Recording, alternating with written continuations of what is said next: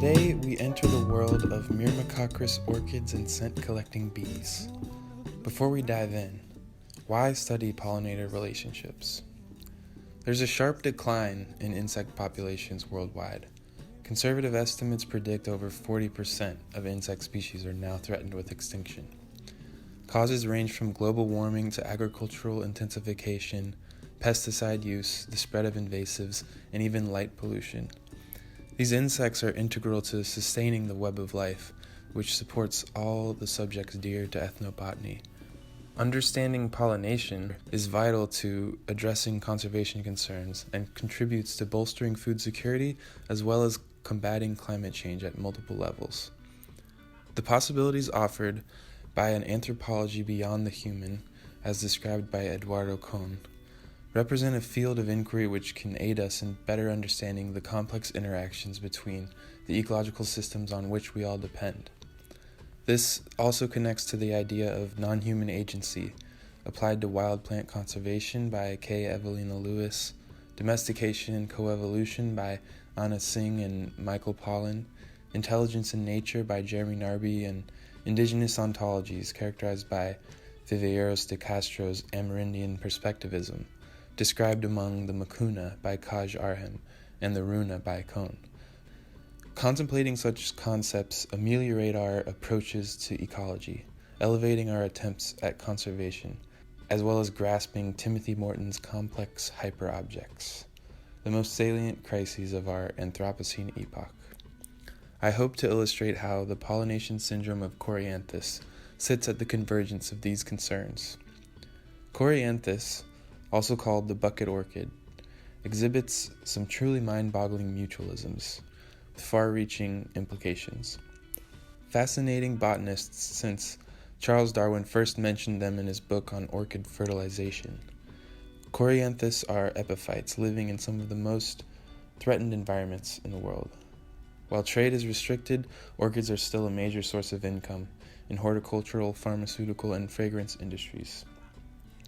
Bucket orchids are extremely rare, but they produce intoxicatingly strong scents and have a uniquely complex relationship with other organisms. First described by Sir William Hooker in 1831, Coryanthes has arguably the most complex flower structure of all orchids.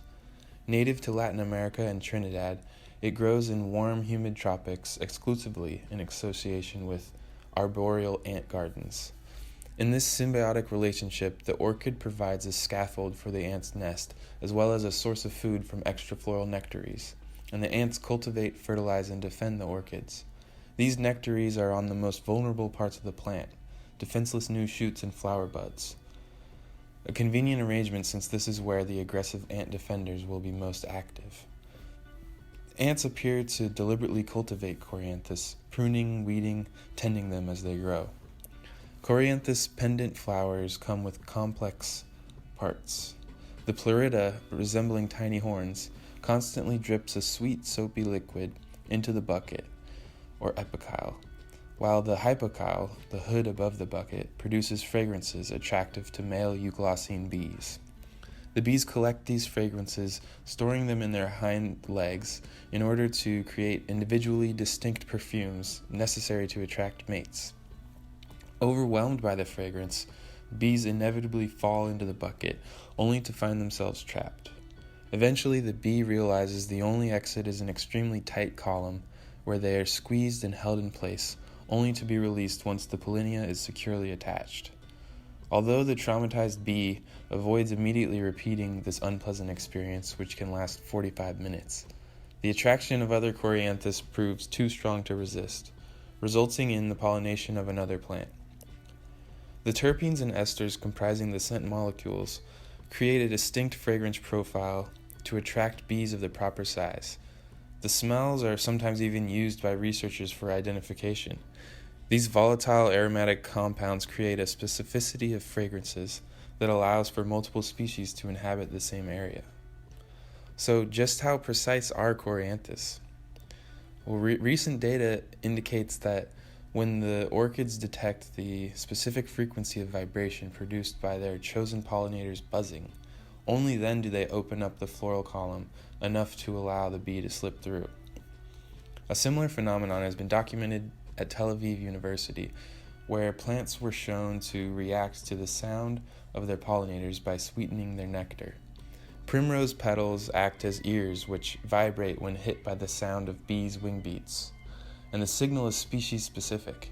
The same researchers demonstrated that plants emit high-pitched noises beyond human senses, which could be interpreted by insects to detect when plants are under stress. Another recent study on Venus flytraps determined that they count the number of times insects touch the hairs on their leaves. 1 touch does nothing, 2 closes the trap, 3 primes the digestion process, and 5 triggers the digestion. I guess they just like prime numbers. So not only do plants hear, but they also count. In How Forests Think, Eduardo Kohn suggests an anthropology beyond the human can rethink relationality by seeing it as semiotic, but not always necessarily language-like.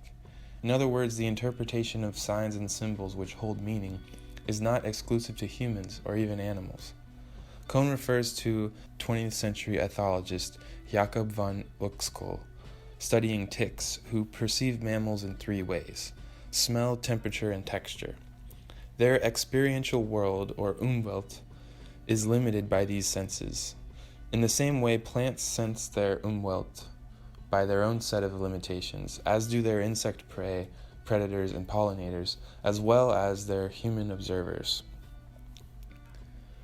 Myrmecochorous, from the ancient Greek for ant and circular dance, comes in many forms and is exhibited by over 3,000 species, usually involving seeds with eleosomes, or nutrient-rich seed coats eaten by larvae, absent in Coryanthes. Coryanthes may mimic the scent of seeds which do have eleosomes. The ants unwittingly collect the seeds, depositing them in their waste, which also happens to be a rich and fertile substrate. In this sense, orchids are deceiving ants. But then the orchids later reward the ants with food from extrafloral nectaries, as well as providing the ants preferred habitat in their roots. So are they really being tricked? The ants appear to be active gardeners, carefully tending to the germinating orchids well before being rewarded by nectar, and weeding their gardens, to the extent that Günter Gerlach, who wrote the monograph on Coryanthes, goes as far as to call them expert taxonomists.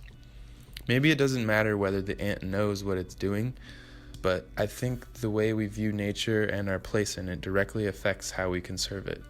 To quote Michael Marder, it's necessary to rethink the status of plants, not only as objects to be protected, but also as subjects to be respected. A proposition which I would argue applies to more than plants alone. Despite captivating accounts of mycorrhiza-mediated plant communication, species-specific signals to the predators of leaf eaters, or warning calls to neighbors when under attack, we must resist the temptation to imagine forests as human-like superorganisms. Plants clearly sense and respond to their surroundings, store memories, and integrate information, activities which we call thought when a nervous system is involved. This intelligence is a very different kind than that of our own centralized form. Author of The Songs of Trees, David Haskell, likens this intelligence to culture, stating that ideas and human culture happen between points of consciousness in our brains. It's very decentralized, but it has memory and contributes to our understanding and our ability to solve problems. Medicinal, therapeutic, and ornamental orchid use has grown into a multi-billion-dollar industry since first being written about 7,000 years ago. While Coryanthes is vulnerable according to IUCN and protected under CITES, orchids remain the most threatened of all flowering plants due to ruthless collection, overexploitation, habitat and pollinator loss, and other anthropogenic pressures. For many decades, Coryanthes was thought to be hummingbird pollinated, and it was 100 years before the role of male bees was recognized. There are relatively few observations of pollination, especially among ephemeral canopy-dwelling epiphytes. Therefore, in many cases, for many species of plants, the pollinator is unknown, or the mechanism incorrectly described and unchallenged. Investigation of Coryanthes' floral scent has led to using fragrance compounds to attract pollinators to artificial flowers. When the insect shows up with pollinia attached, researchers can identify it and link pollinators to plant species. This has myriad implications for conservation. Ethnobotany and conservation is heavily affected by repeated myths and stories about plants, which can change collection and trade, research priorities, and conservation approaches. Conservation is a holistic practice. One cannot have animals without the plants they or their prey depend on, nor can one have plants without the organisms they depend on, nor cultures, for that matter. We need a detailed understanding of these relationships if we strive for effective conservation, as well as in sustainable cultivation of economically important plants. Can't pick up my feet to run